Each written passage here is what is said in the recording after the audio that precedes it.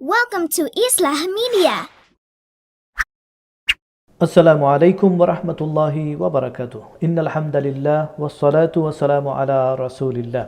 সম্মানিত দর্শক এবং শিক্ষার্থী বন্ধুগণ, আজকে আমি সূরাতুল ইখলাসকে কিভাবে সহিহ শুদ্ধ করে শেখা যায়, তাজউইদ সহকারে আয়ত্ত করা যায়, সেটা আমি আপনাদেরকে এই পর্বে বলে দেব ইনশাআল্লাহ। চলুন আমরা শুরু করি। আউযু বিল্লাহি মিনাশ শাইতানির রাজীম।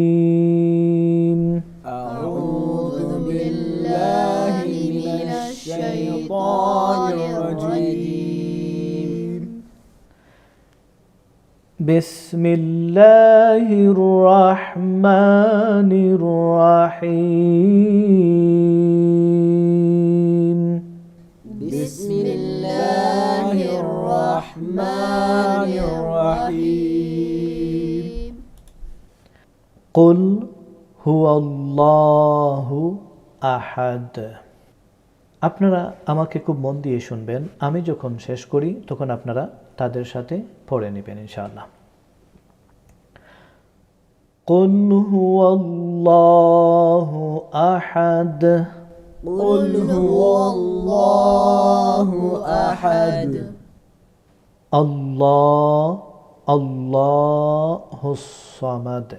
এই আল্লাহ শব্দের আগে যখন জবরওয়ালা এবং পেশওয়ালা হরফ পাবেন তখন এই আল্লাহ শব্দকে মুখ ভর্তি করে উচ্চারণ করবেন। আল্লাহুস সামাদ।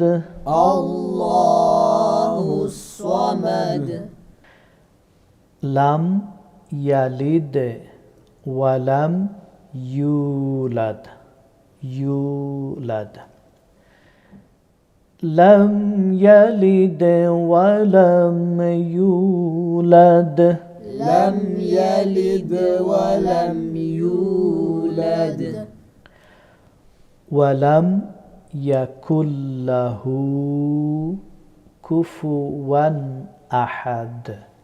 أحد. ولم يكن له كفوا أحد। এখানে হু লম্বা হবে, দুই হারাকাত লম্বা হবে, যেহেতু হায়ের উপর উল্টা পেশ আছে। আমি সূরাতুল ফাতিহার মধ্যে মদের হরফ কয়টি এবং কী কী আপনাদেরকে বলে দিয়েছি। যদি মদের হরফ সম্পর্কে আপনাদের ধারণা না থাকে তাহলে আমি নিচের ডিসক্রিপশনে মদ সম্পর্কিত বিষয়ে যে ভিডিও করেছি সেটা দেখে নেবেন। তাহলে আমাকে মন দিয়ে শুনুন এবং আমার পরে তাদের সাথে মশক করে নেবেন। ولم يكن له كفوا أحد. ولم يكن له كفوا أحد. মাশাআল্লাহ, আশা করি আপনারা মশক করেছেন। এখন আমি আবারও আপনাদেরকে সম্পূর্ণ সূরাটা একত্র করে আমি আপনাদেরকে বলে দিব ইনশাআল্লাহ। খুব মন দিয়ে শুনবেন এবং তাদের সাথে মশক করবেন। قل هو الله أحد. قل هو الله أحد. الله الصمد. الله الصمد. لم يلد ولم يولد. لم يلد ولم يولد. ولم يكن له كفوا أحد. ولم يكن له كفوا أحد. মাশাআল্লাহ, আমার প্রিয় শিক্ষার্থী বন্ধুগণ, আশা করি আপনারা বুঝতে পেরেছেন সূরাতুল ইখলাসকে কিভাবে সহিহ শুদ্ধ করে মুখস্থ করতে হয়।